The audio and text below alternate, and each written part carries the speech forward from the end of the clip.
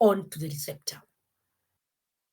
And now we want to understand which specific positions, at which positions do these different 3 enzymes act. And you can see the first one, which is the amino acid acetyl transferase. It acetylates. Remember, it acetylates the 3 amino group of ring 2 and the 2' and 6' amino group of ring 1. So if you look at kanamycin, remember, I told you the middle ring, which is ring 2, is the one which carries 1, 2, 3, 4, up to 6. Then the other ring, this first ring here for the kanamycin, is the one which is changeable, the one which can undergo structural modification, is the one we are saying carries position 1', where it joins the aminocyclito, or it joins the inositol. Where it joins the inositol is where it carries position 1'', and then 2'', 3'', 4'', 6''. And then, because on the other side, so this is the changeable one, this is the fixed one, and this is the changeable one. The changeable one is the one which carries 1', 2', 3', 4', 5', 6'. So this is the fixed one. It's the one which doesn't change. So once we look at kanamycin, therefore, we have this position. This is the position we are calling 3 amino group. You can see the cyclitol, the inositol is the one which is carrying position 1 to 6. So when we say 3 amino group, it means that amino group. Remember, that amino group is part of that the position we called the phosphoric area, the 1,3-diamino. So we are talking about that amino group can undergo acetylation. Acetylation will be catalyzed by aminoglycoside acetyl transferase. So it can do that. And then also AAC can work on, again, at position 6'. You can see this is position 5'. Amino sugars at this position, you can have it as CH2OH or CH2, like for the aminoglycosides, that's why we call them aminoglycosides. The hydroxyl group has been replaced by amino group. But in normal sugars which are not amino sugars, this will be an OH group in normal sugars. So that is position 5'. So again, we are saying the 6' amino group, this is carbon 6, that is carbon 5, that's carbon 6. So the amino group at position 6' can also undergo acetylation. And remember also, we said that changes occur at position 6' and position 2'. This can be an amino group or it can be a hydroxyl group.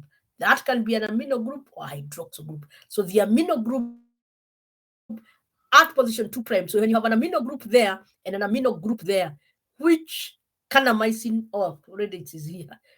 They already told you it's kanamycin B. So for you to have an amino group here and an amino group there, we are referring to kanamycin B.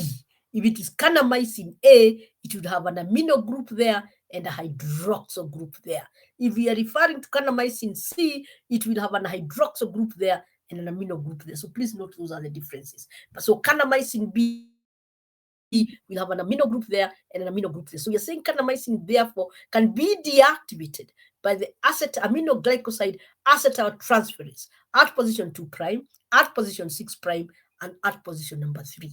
I hope that is clear. So we are saying the AAC, which is aminoglycoside acetyl transferase, can acetylate at position 3 amino group, that is on the inositol moiety of ring 2, and also 2' and 6' of ring 1. I have already shown you. The ring 1 is the one which you can structurally modify. Then the aminoglycoside phosphotransferase can now work on the hydroxyl group. So before I move out from the AAC, which you have now, of course, noted, is the one which acetylates. It would mean that, like, when you have kanamycin C has a hydroxyl group at that position. So that means it can be acted on by AAC, because AAC only acetylates amino group. So like for kanamycin C, which has an kanamycin C has a hydroxyl group there. So So it has an amino group there and a hydroxyl group here. So the amino group there for kanamycin C will be acted on, but the hydroxyl group there at 6' of kanamycin C will not be acted on. When we come to kanamycin A, it has an amino group here, a hydroxyl group here. So the kanamycin A, the amino group at this position will be acted by AAC, but the hydroxyl group at that position will not be acted on. So I hope we understand that. So we are saying just by changing the group that is found at position 2' and 6', you can result in aminoglycosides that are either more susceptible or more stable to AAC, which is the acetylating enzyme, because the acetylating enzyme only works on amino group at position number 2', amino group 6', and amino group at position 3. That is the only areas where it will work. Those are the only areas those are the only areas it will work, for it will acetylate. Now, so if you change, so that means when you have like kanamycin B, it will be the kanamycin with the highest susceptibility to deactivation. It has the highest susceptibility to deactivation. That amino group is susceptible. That amino group is susceptible. When we come to kanamycin A, here, that group will be susceptible, that one will not be. And the same case applies to kanamycin C, where you interchange that with that. So it's important for us to note that. Then we go to the second enzyme, which phosphorylates, and it phosphorylates the 3 hydroxyl group, 3' hydroxyl group. You can see here, you have the 3' hydroxyl group in ring 1 and 2' hydroxyl ring 3. So if you look at ring 3, which is this one, you have this group here, the 2''. That 2'' is susceptible to both enzymes. So it is susceptible to both the phosphorylating enzyme and then the adenylating enzyme. So it, or nucleotidal addition or adenylating, all phosphorylating enzyme. So it is susceptible to ANT and APH. That is a 2' hydroxyl group. So again, APH or the phosphorylating enzyme reacts only on the hydroxyl group, but not all of them. The hydroxyl group at 3' position, so the hydroxyl group at 3' position, and the hydroxyl group at 2' position, highly susceptible to the phosphorylating enzyme. And that's why, again, try to remember in your minds when we talked about netilmicin or sisomycin or netilmicin. Said it has a double bond at this position here. And because it has a double bond, it has a double bond here. It does not have that hydroxyl group. And also, if you look at its structure, it does not have that hydroxyl group. Even gentamicin does not have that hydroxyl group and does not have that hydroxyl group.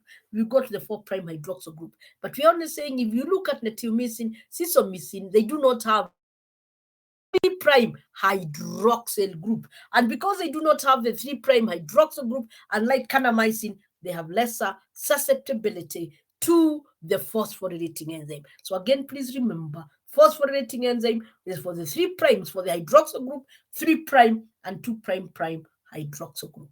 Then after that, we go to the adenylating enzyme or nucleotidal enzyme. Adenylating means it's putting adenine, which of course also is a nucleotide. That's why I'm calling it a nucleotidal transferase. So this enzyme works on the 2' position, and that's why we have said the 2' position is susceptible to both enzymes. And again, it's working on the OH groups and also works on the 4' hydroxyl group. So these 2 hydroxyl groups are susceptible, of course, to different enzymes, the 3 being susceptible to the APH and the 4 being susceptible to the NAT or the adenylating or nucleotidal enzyme.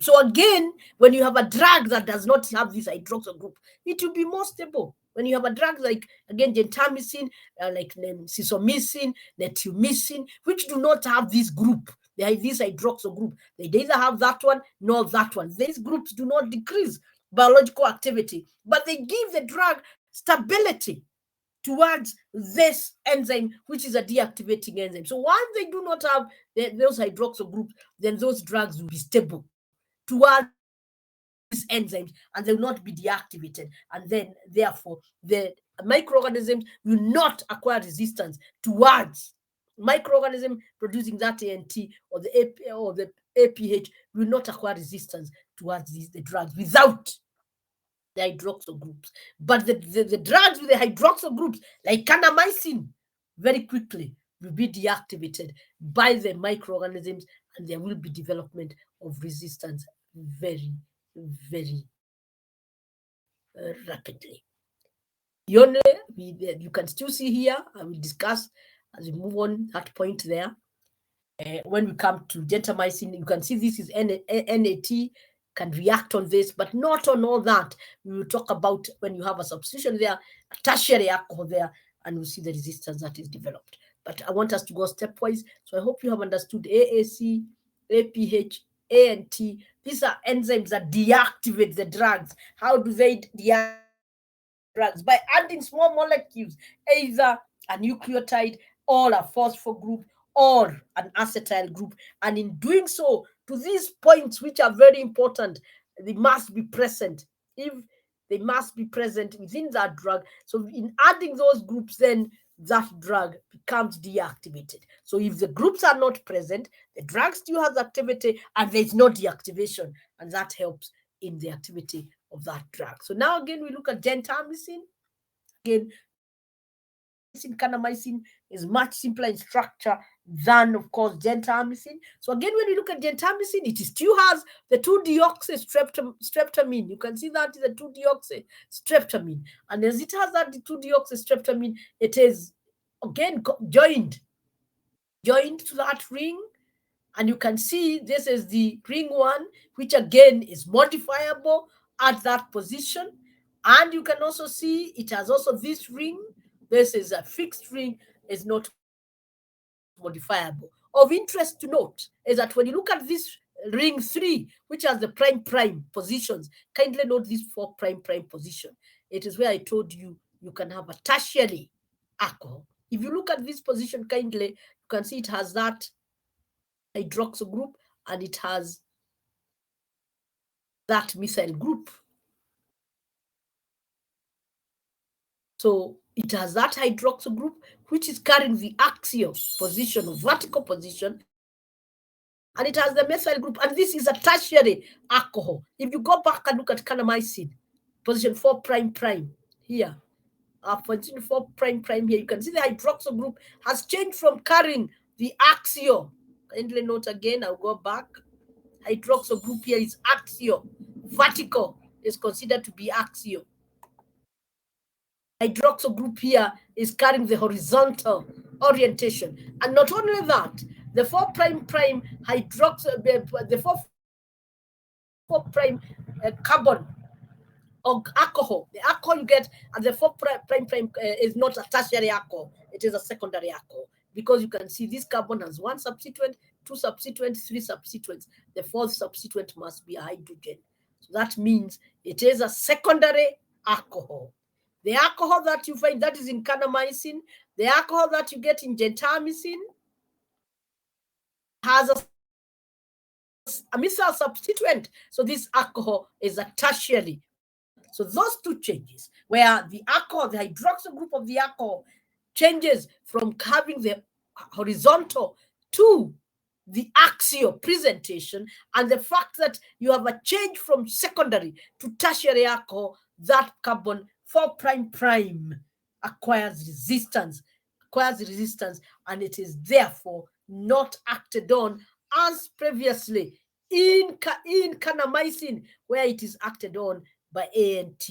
So this is not acted on by ANT. It is stable to ANT, and the reasons why it's stable is axial and tertiary 4' hydroxyl group instead of the equatorial, or what you're calling the horizontal 4' hydroxyl group, secondary 4' hydroxyl group. So you can see the differences are 2: axial, tertiary. Equatorial or horizontal, secondary. The equatorial secondary is sensitive the axial tertiary hydroxyl group or alcohol is resistant to A and T. And no wonder gentamicin, even when you go out there, you find gentamicin. The generic is quite cheap, quite affordable, quite cheap, and it is widely used. Of course, now because of the misuse, because there has been a lot of abuse of gentamicin because of its good range of activity, there has been, of course, a lot of resistance, and definitely we do have a problem. But what we are saying is that we need gentamicin at that position, 4 prime prime, will be stable to A and T. Now we go to the first ring again. Again, we look at position number 4 prime, position number 3 prime. Position number 3 prime, no hydroxyl group. You not be sensitive to A and T. Position 4 prime, no hydroxyl group, not sensitive to A. This is APH, sorry. That is A and T. So again, gentamicin at position number 3 prime, 4 prime, no hydroxyl group as compared to kanamycin, and therefore stability against the deactivating enzymes. Then we come to position number 6. In kanamycin, we say kanamycin B, this is CH2, NH2. Now, if you look at gentamicin, depending on which one, again, remember, these drugs come as mixtures. Gentamicin C1, R1, and R2 are methyl groups. Just 1 minute.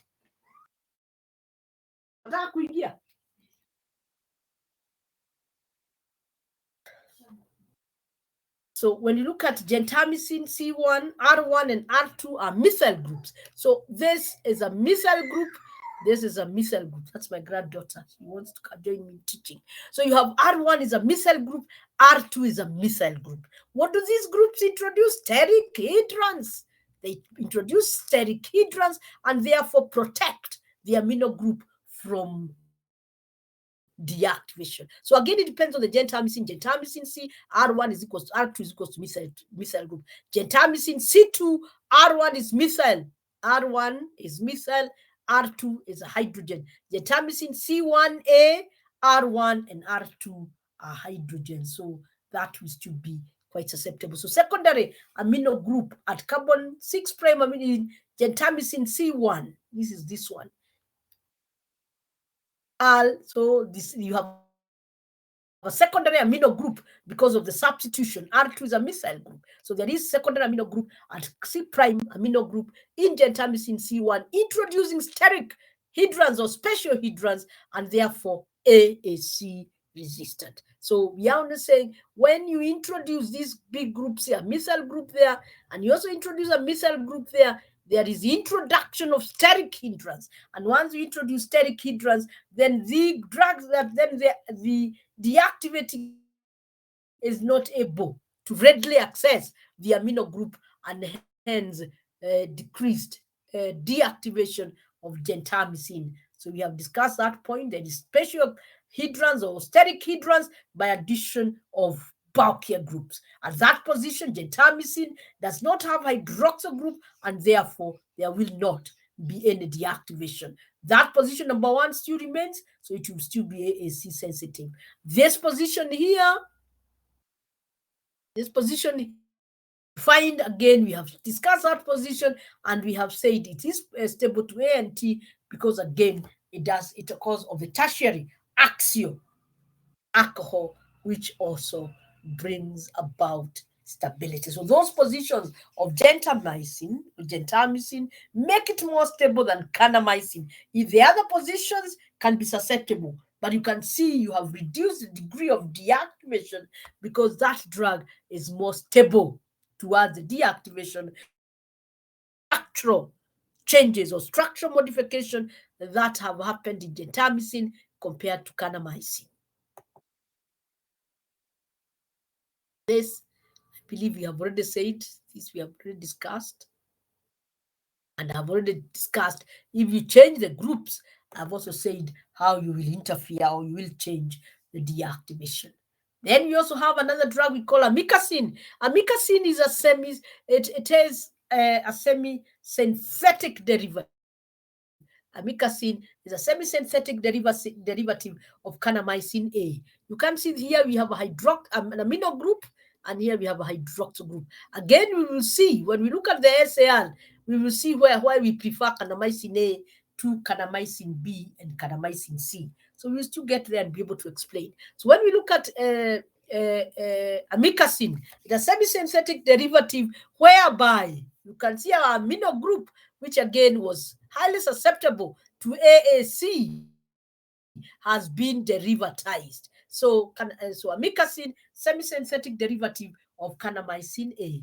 So we are saying the amikacin, a deactivating enzyme, it's a 1N amino alpha hydroxybutyric acid derivative. So it's a 1 alpha amino. We look at that 1 amino alpha hydroxybutyric acid. So this is one amino group. We are saying 1, and then we are saying alpha. So this amino group is in alpha position. So we're saying amino alpha hydroxybutyric acid. We are considering this to be our central position, and then that amino is alpha to this carbonyl group, and then it is hydroxy. In fact, it's not the amino group. Amino alpha hydroxy, it's hydroxy we are considering. So it is amino. The amino group is there, and this amino group was found, of course, in kanamycin, and then we are saying alpha hydroxy because this is our reference point of the carbonyl and this alpha hydroxy. Why we are saying alpha hydroxy? Because there can be positional isomers. This hydroxy group can also be there and can also be there. But the minute you say alpha hydroxy, then you know it is alpha to the carbonyl group, so you fix it at that position. So alpha hydroxybutyric acid, and of course we count 1, 2, 3, 4. So this is indeed butyric acid. So therefore we are saying N, L, those are showing the stereochemistry, amino alpha hydroxy butyric acid derivative. So I think we are considering this amino. I believe this is amino, because this is kanamycin up to there. So we don't need to mention that. So we can amino, that's being amino, then alpha hydroxy butyric acid up to there. So we're also including this amino group. So amino alpha hydroxy butyric acid. So that is a substituent, and that is what gives us the amikacin. And our amikacin, fortunately, we look at the amikacin, fortunately, because of introduction of this group, brings in very important characteristics, because you find that susceptible only that by change of that structure, the resultant molecule, which is amikacin, is only susceptible against the action of AAC 6 prime. Remember, it is a derivative of kanamycin A, so it is still susceptible to AAC prime the amino group, and A and T at 4 hydroxyl group. So the 4 group here, 4 and 6, are the only positions of amikacin that are susceptible to the deactivating enzyme. Remember, you'd expect it to be susceptible also at that position. You'd expect it to be susceptible at the 2' position and at the 4' position. So it displays stability at the 2' and also at the 4' and also at the 3''. So there is some improvement. So at the 3'', amikacin has stability. At, of course, the 1 amino group, it has stability. At the 2'', it has stability. And remember, this was susceptible to 2 enzymes, and also at the 4'', it has stability.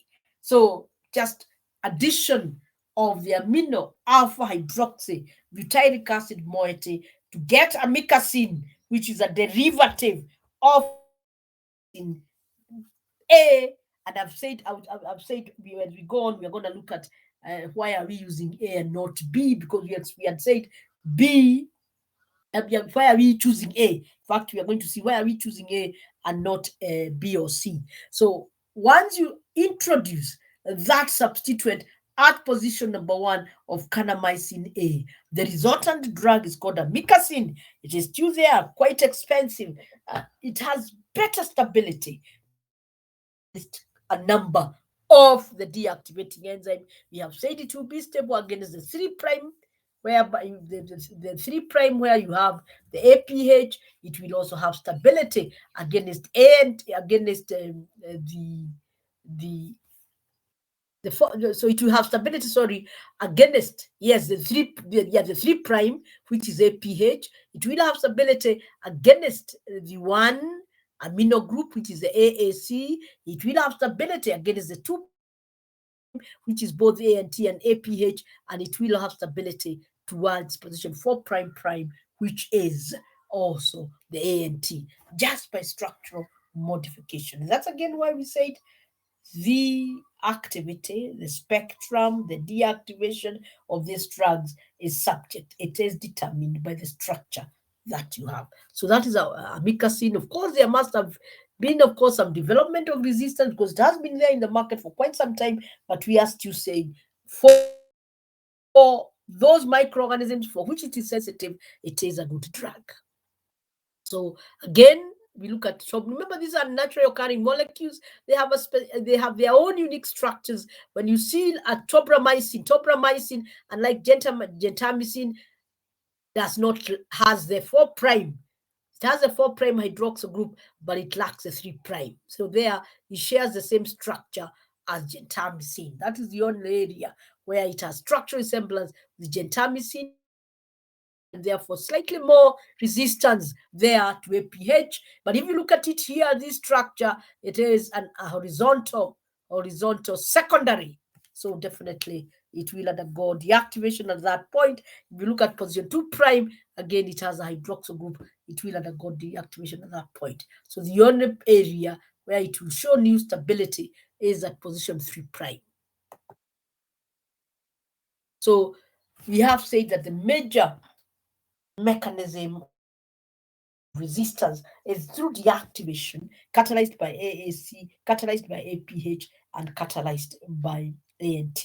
But the naturally occurring drugs are synthesized in such a manner, because those ones we have been mentioning are naturally occurring drugs, are somehow synthesized in such a manner that some of them lack hydroxyl groups in certain positions, and even amino group in certain positions, which would otherwise be susceptible to deactivation by the specific enzyme, therefore giving them intrinsic stability, giving them intrinsic stability towards the deactivating enzyme, because they lack those groups or that position, or they have structural features like gentamicin at position 4 prime prime. It has a structural feature, the axial tertiary alcohol, which is required for stability towards ANT. So we are therefore saying some of the naturally occurring aminoglycosides, and you can quote it. We have even seen tobramycin, we have seen gentamicin, have structural features that allow them or that give them better stability. Then again, we are saying structural modification of the existing aminoglycoside. For example, kanamycin A has developed a better molecule, which we are calling amikacin. Structural modification at position 1 amino group has developed a better molecule that is more stable to the deactivation of the aminoglycoside deactivating enzyme. So that is what we are saying.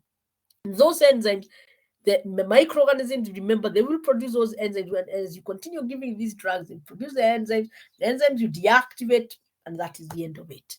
So those are important structural differences to note in the naturally occurring molecules. So these are not structurally modified molecules. These are naturally occurring molecules that have structural differences that allows one molecule to be more stable to the deactivation enzyme than the other molecule. The other methods, the other routes or other pathways of resistance, though minor, but they can be there. The other routes or methods of resistance can be decreased uptake of the drug in some strains of Pseudomonas aeruginosa in hospital infections because of blockade in the active transport of the aminoglycosides. As I said, remember, I did mention that most of these aminoglycosides are concentrated.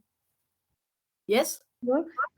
It's past 11. It's Oh, thank you, 11:15. thank you, thank you, thank you. I did check. Sorry. It's good that you're having another class, eh? So sign in, please. Thank you for thank you for the info. I had not checked. And this other one doesn't show time. So we are looking at, so we will continue from the mechanism of resistance. We have, that is okay. We are doing well. We will be able to finish the aminoglycosides. If there are any questions, please ask. We'll finish the aminoglycosides and specifically also mention streptomycin, its identification, and we'll be done with the aminoglycosides. And once we are done with the aminoglycosides, remember, I've discussed aminoglycoside now, as I said, because they are also used in the management of TB. But then, instead of just picking TB, it's better to look at all the aminoglycosides and then we zero in on streptomycin, look at its structural features that allow it to be effective against tuberculosis. Also look at its stability and so on. And we'll have finished the aminoglycosides. We'll have only another two drugs for TB, which are which are not details. We have cycloserine and we have PAC. These are second phase drugs, or second, not second phase, but second line drugs, and therefore not much on them. And so we will have finished the TB treatment. But I think, oh yeah, we'll also do the quinolones after we finish the aminoglycosides and and the PSS and the cycloserine. Then we do the aminoquinolones because they are also used in the second line management of TB. Erythromycin, we have studied, so I'll not go back there. We had studied the macrolides. We did mention they can also be used as second line, like clarithromycin. Although their mode of action we did mention is not well known, but they can be used. So, if you have any questions, please raise them. I had sent some structures. Please look at them. Be able to draw the different structures of the aminoglycosides and differentiate one from the other, and also to know what are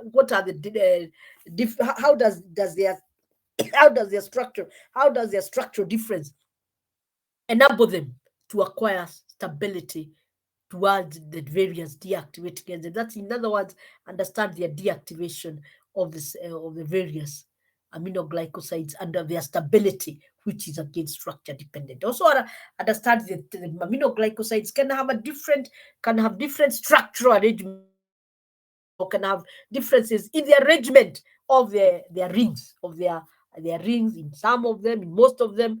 Of course, the aminocyclate or being sandwiched in between, but with streptomycin being a very specific one, where the aminocyclito is a starting ring. So some of those differences you can be able to note, and I've highlighted most of them. But in case there is any question, kindly make me aware, and we will discuss. So I hope you have all signed in. Sign in. And if there is any question, please don't shy from asking the questions. That is how we learn. With those many and few remarks, I think we meet again on Tuesday. Have you started on your practicals? I was told you must do your practicals. Have you started? Started practicals? We have Yes, not yet, but we will next week. you will next week. Yes. All right. Fine. Please make sure you do your practicals, the write-ups as quickly as possible. Remember, those practicals is a way of getting 8 marks, 9 marks. So when you do them well, you will get very high marks. You can get 8 marks out of 10 or even 7. That's a lot of marks, which can add on to your final mark and can help you, even if you have not really passed your final exam. If you have done well in your practicals, in your carts, and in your assignment, you find that you are able to sail through. So, with that, please, you also organized to give me the second assignment, and also for the cards. Tell me the most appropriate time for us to do the cards. I had said next week, but one, we do the first one for NSAID. Then the following week, we do the first one for the antibiotics. That's my proposal, but you can give me yours also. So all the best.